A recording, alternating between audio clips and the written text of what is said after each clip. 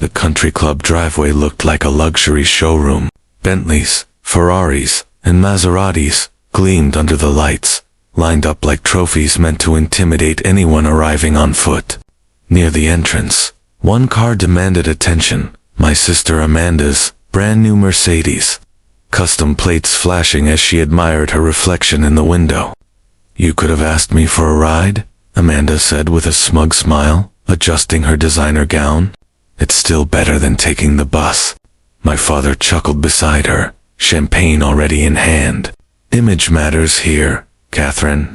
Your sister understands how this world works." I didn't respond.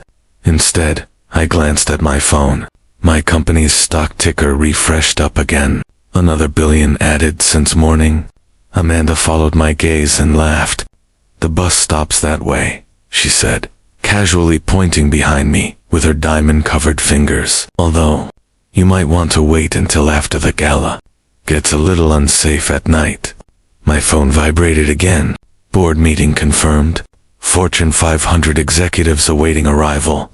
"Actually," I said calmly, slipping my phone back into my clutch, "I've already arranged my transportation."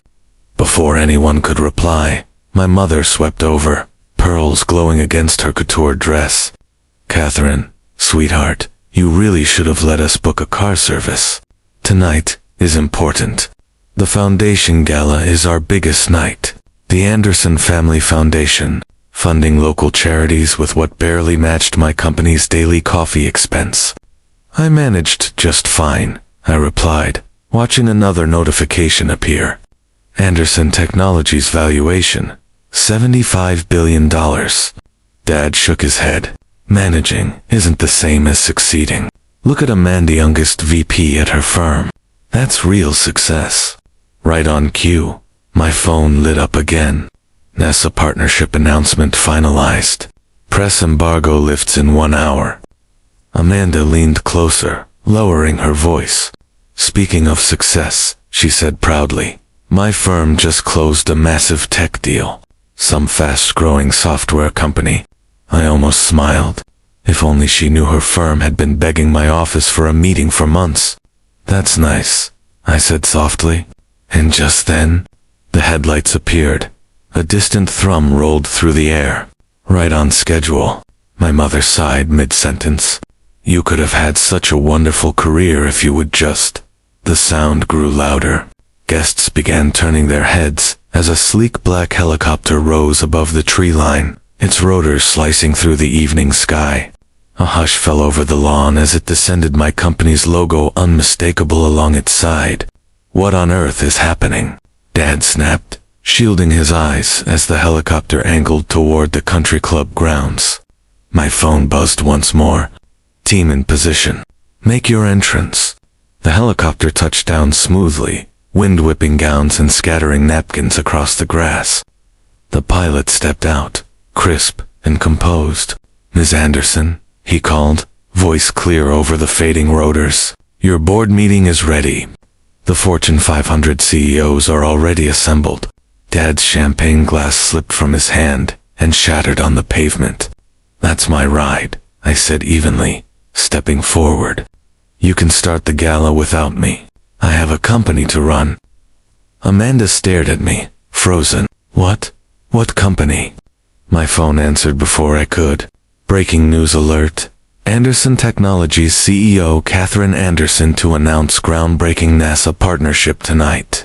That's impossible," Amanda whispered, her designer clutch dropping to the ground. "You work out of that tiny home office." "Actually," I smiled, as my security team emerged from the helicopter, "I run the largest technology company in the world. That office is just where I take calls with the president." The outdoor screens around the country club flickered to life. Live update: Anderson Technologies becomes the world's most valuable company. CEO Catherine Anderson's net worth surpasses $50 billion. "But your bus pass," my mother murmured, her pearls trembling. "Cheaper than parking my fleet," I replied calmly, "though this is my preferred commute." Dad grabbed a waiter's tablet with shaking hands, typing frantically. His face drained of color as my corporate profile filled the screen. Catherine Anderson, founder, visionary, reshaping global technology. Ms. Anderson, my pilot called again. The Japanese Prime Minister has joined the video conference, and Mr. Musk has moved up his meeting request. Amanda clutched her chest. Elon Musk.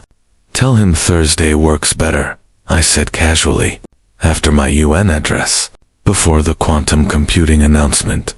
By now, every gala guest had gathered outside. Security established a perimeter as whispers rippled through the crowd. I turned to Amanda. That tech deal your firm was so proud of. They were trying to get a meeting with me. Her breath caught. I declined. I continued. We're acquiring their largest competitor, instead. My mother's champagne glass slipped from her fingers, joining Dad's on the ground.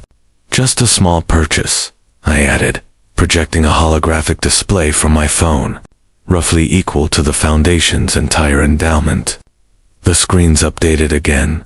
Breaking. Anderson Technology's latest acquisition sends shockwaves through global markets. The Gala. Dad muttered weakly. You'll have to continue without me, I said. I'm restructuring global technology tonight. Another alert flashed. Forbes cover ready. The silent billionaire, how Catherine Anderson built an empire while taking the bus. My assistant stepped out of the helicopter. The board is waiting. Time needs confirmation for Person of the Year. Amanda's VP nameplate suddenly looked very small beneath the glow of my company's logo. Dad had always lectured us about ambition. Now, Amanda stood silent as I adjusted my simple blazer worth more than her Mercedes. Next time, I said, stepping into the helicopter, don't measure success by how someone arrives. The interior made Amanda's car look like a toy. Quantum processors hummed softly along the walls as holographic maps displayed my empire in real time. The Gala seems quaint now, my assistant said, watching the stunned crowd fade behind the tinted glass. I smiled as the doors closed. Ms. Anderson, my pilot said from the cockpit, you're live with the board. Tokyo, London, and Silicon Valley are all connected. The cabin screens flickered on, one by one. The faces of the world's most influential tech leaders appeared. CEOs who moved markets with a sentence. Innovators who shaped governments. Through the helicopter window behind me, I caught a final glimpse of my family still frozen on the country club lawn, unable to process what they were witnessing. Before we begin, I said calmly to the board, I want to confirm today's first item. The acquisition of Quantum Dynamics is complete. $12 billion. Funds transferred. Below, my father's jaw dropped further. $12 billion was more money than our family had accumulated in its entire existence. Catherine, my mother called desperately from the lawn. Surely you can postpone your meeting for the Foundation. I tapped the control, routing my voice through the helicopter's external speakers. Actually, I said evenly, the Anderson Family Foundation is now part of Anderson Technology's charitable division. We're increasing its endowment to $5 billion. The country club screens updated instantly. Breaking. Anderson Technologies launches the world's largest private charitable initiative. Family Foundation absorbed. That foundation is our legacy. Dad protested weakly. Your legacy, I corrected. Just like that VP title Amanda is so proud of. My phone buzzed again. Alert. Anderson Technologies acquires Summit Investment Group. Executive restructuring effective immediately. Summit. Amanda's voice cracked. But, that's my firm. Your former firm, I said calmly, watching realization wash over her. The one my company now owns. She stared at me, pale. Of course, I added, almost kindly. You're welcome to interview for a position in our tech division. The helicopter displays shifted, revealing Anderson Technology's full portfolio: quantum computing, artificial intelligence, aerospace, biotech. Entire industries operating under one umbrella. Ms. Anderson, my assistant interrupted gently. The White House has confirmed your advisory appointment. and the Mars Colony project is requesting approval for the billion-dollar expansion. My mother's knees nearly gave out. Mars Colony, she whispered. One of our smaller initiatives, I replied, watching global markets respond in real time. Much like the quantum internet, we're launching next month. The board waited patiently on screen as my family struggled to absorb the truth. The daughter, they pitied, now controlled the most powerful company in history. The bus stop comments, my assistant murmured, glancing back toward the lawn, feel rather ironic now. Especially, I said, considering I own the transit authority, and the country club, and most of the city. Amanda's phone buzzed with the news of Summit's acquisition. Her prized VP, title gone in an instant. Her little sister now owned the entire company. Catherine, my father tried again, his voice softer now. We never meant to dismiss your potential. I know, I said gently. You just measured success by cars and country clubs. The helicopter screens flashed another update. LIVE. Anderson Technologies' market capitalization surpasses $80 billion. Catherine Anderson named the most influential person in technology. I turned back to the board. Now then, I said calmly, shall we discuss the future of global technology? Some of us have more important things to do than attend galas. 1 month later, the Anderson family dynamic had shifted permanently.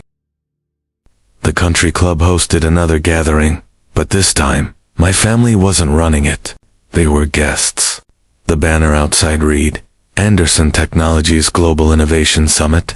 Market cap just crossed $100 billion. My assistant reported as we stood in the penthouse suite I'd added above the club.